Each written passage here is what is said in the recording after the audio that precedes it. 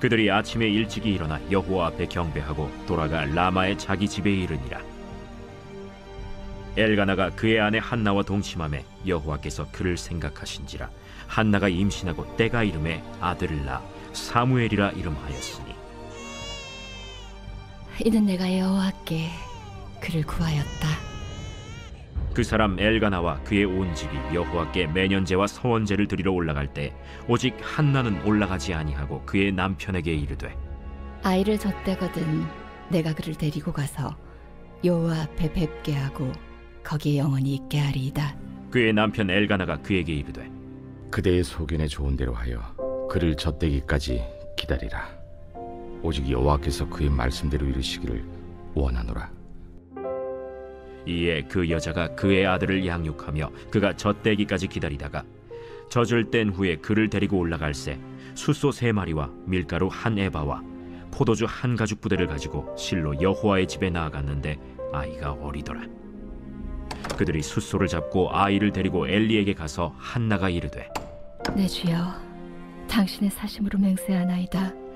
나는 여기서 내 주 당신 곁에 서서 여호와께 기도하던 여자라. 이 아이를 위하여 내가 기도하였더니 내가 구하여 기도한 바를 여호와께서 내게 허락하신지라. 그러므로 나도 그를 여호와께 드리되 그의 평생을 여호와께 드리나이다 하고 그가 거기서 여호와께 경배하니라.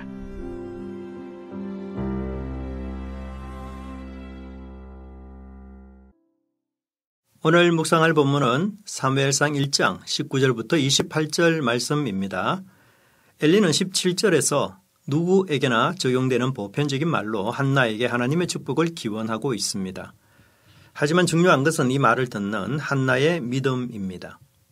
놀랍게도 18절에서 한나는 제사장의 기원을 마음속에 깊이 새기고 응답을 확신하며 다시는 금식하지 않고 기쁨으로 나아갑니다. 그런데 17절에서 이스라엘의 하나님이라는 표현이 나오는데요. 이 단어는 1장에서 단 한 번만 나옵니다. 1장에서 하나님을 묘사할 때 자주 사용되는 단어는 여호와인데 21번이 사용됩니다. 그런데 여기서 왜 엘리 제사장은 여호와가 아닌 이스라엘의 하나님의 이름으로 한나를 축복할까요? 이는 한나의 기도 응답이 개인의 축복인 동시에 이스라엘 민족에 대한 축복이라는 것을 알려주고 있습니다. 실제로 사무엘은 이스라엘이라는 나라의 초대 왕 사울을 세움으로 사사시대를 마감하고 왕정시대를 여는 선구자 역할을 했습니다. 또 더 나아가서 다윗을 통일 왕국의 왕으로 세웠고 다윗은 이스라엘을 최고의 나라로 세웠습니다. 이는 우리가 받은 축복이 공동체와 어떻게 연결되어야 하는지를 알려주고 있습니다. 한나의 복이 이스라엘의 공동체를 회복하며 재창조하는 은혜로 드러났다면 우리가 받은 복 역시 그런 역할을 해야 할 것입니다. 한나는 첫 아들의 이름을 사무엘이라고 불렀는데 20절에서는 내가 여호와께 그를 구하였다는 의미로 설명하고 있습니다. 또한 27절에서는 여호와께서 나의 구한 바를 허락하신지라 라고 말합니다. 즉 사무엘이라는 이름의 핵심 단어는 구하다는 것입니다. 한나에게 사무엘은 기도하여 얻은 아들이었습니다. 그래서 사무엘도 기도에 쉬지 않는 선지자 역할을 감당했던 것입니다. 마침내 사무엘이 탄생했습니다. 엘가나 가문의 경사이며 축하할 일입니다. 그런데 저자는 사무엘의 탄생에 대해서 20절 한 절로 짧게 기록하고 있습니다. 오히려 저자는 사무엘의 출생 과정을 길게 기록하고 있습니다. 즉 결과보다는 그러한 결과를 이루기까지의 과정이 얼마나 중요한지를 알려주고 있습니다. 오늘 우리 시대에는 좋은 결과가 나쁜 과정 가운데서 이루어지는 일이 많습니다.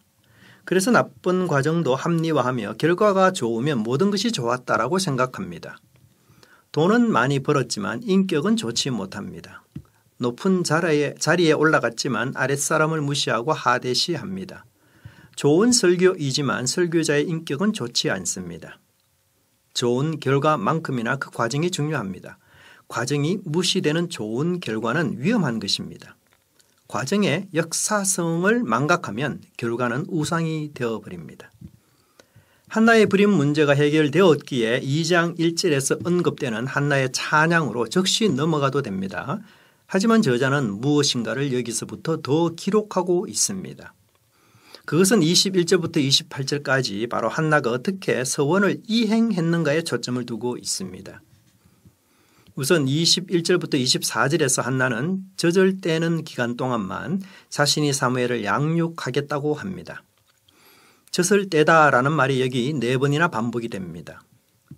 고대 이스라엘 사회에서는 오늘날보다는 오랜 기간 동안 아이에게 수유했지만 언제 젖을 떼야 한다는 규칙은 없었습니다. 따라서 젖을 떼는 것은 오직 어머니의 결단에 달렸던 것이죠. 그렇다면 한나는 언제 젖을 뗐을까요? 24절에서 사무엘의 상태를 아이가 어리더라라고 표현하고 있습니다. 이 말은 한나의 결단이 신속했음을 알려주고 있습니다. 한나에게 사무엘은 얼마나 고귀한 하나님의 선물이었습니까? 그럼에도 한나는 냉정하고 신속하게 하나님께 서원한 것을 실천하고 있습니다. 화장실 가기 전과 갔다 온 후 마음이 다르다고 합니다. 한나는 자신에게 주신 이 하나님의 복이 화가 되지 않도록 하나님께 대한 신실한 마음을 끝까지 유지하고 있습니다.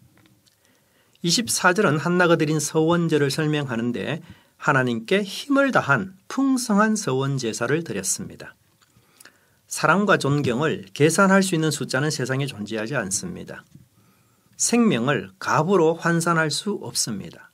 단지 최선을 다해 섬기며 힘을 다해 드릴 뿐입니다. 26절에서 한나는 과거를 회상하면서 기도 응답의 전과 후를 비교하고 있습니다.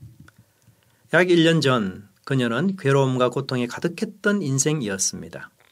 하지만 그 자리를 기도로 일어섰고 기도 응답으로 무자한 여자에서 어머니가 되었습니다. 이처럼 하나님의 응답은 한나의 지위와 역할을 바꾸어 버렸습니다.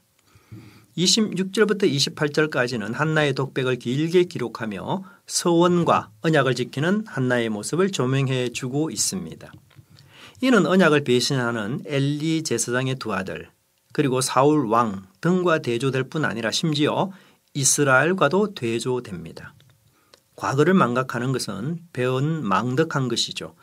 그것은 나를 감사해서 멀어지게 하며 현재의 것을 당연하게 받아들이고 현재의 것을 나의 것으로 오해하도록 하기 때문입니다. 기도하겠습니다. 주님께서 주신 응답은 한나의 인생뿐 아니라 이스라엘을 바꾸어 놓는 출발점이 되었습니다. 또한 한나는 자신의 과거를 기억하고 자신의 이름처럼 현재 풍성한 하나님의 은혜를 기억하며 서원을 갚고 여호와를 경배하는 헌신된 여인이었습니다. 무너진 신실함을 다시 일으켜 세워 한 마음으로 주님을 섬기는 교회와 성도가 되게 하옵소서. 예수님의 이름으로 기도합니다. 아멘. 1. 오심 기도. 하루 5번 마음을 다해 드리는 기도. 나는 죽었습니다. 제가 주인이 아니고 예수님이 저의 주인이십니다. 예수님은 십자가에서 죽으시고 부활하셨습니다. 부활하신 예수님을 가슴으로 만나서 따라가며 간증합니다. 사랑하는 가족과 함께 영광스러운 승리를 노래합니다.